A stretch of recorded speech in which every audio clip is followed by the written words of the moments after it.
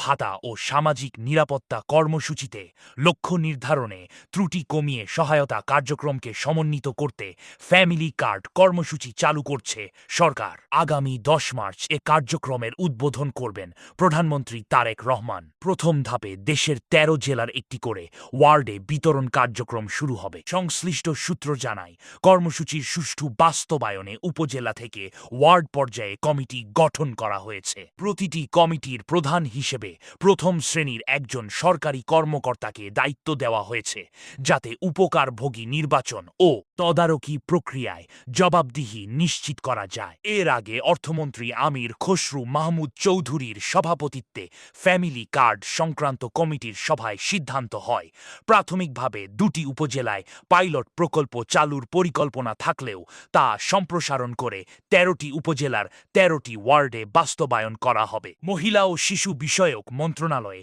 ও সমাজ কল্যাণ মন্ত্রণালয়ের প্রতিনিধিরা জানিয়েছেন, হতদরিদ্র ও দরিদ্র পরিবারকে সুসংগঠিতভাবে সহায়তা দিতে এই কার্ড ব্যবহার করা হবে। গত 19 ফেব্রুয়ারি মন্ত্রিপরিষদ বিভাগ এ সংক্রান্ত একটি মন্ত্রিসভা কমিটি গঠন করেছে, যা সার্বিক নীতিগত দিক তদারকি করবে। উপকারভোগী নির্বাচনে জাতীয় পরিচয়পত্রের তথ্য ব্যবহার করা হলেও আয় সংক্রান্ত তথ্য সরাসরি না থাকায় নির্ধারিত ওয়ার্ডগুলোতে সরেজমিন যাচাই বাছাই করে তালিকা চূড়ান্ত করা হবে। পরিবারগুলোকে হতদরিদ্র, দরিদ্র, মধ্যবিত্ত ও উচ্চবিত্ত এই 4 শ্রেণীতে ভাগ করার পরিকল্পনা রয়েছে।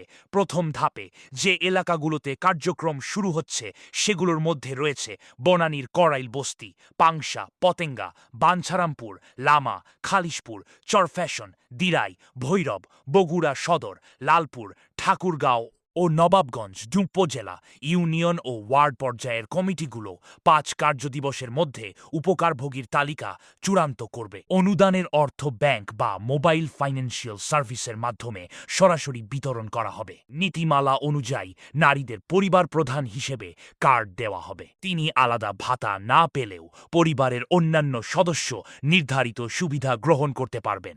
আরও গুরুত্বপূর্ণ খবর পেতে সাবস্ক্রাইব করুন শহীদ টিভি ও ফলো করুন ফেসবুক পেজ।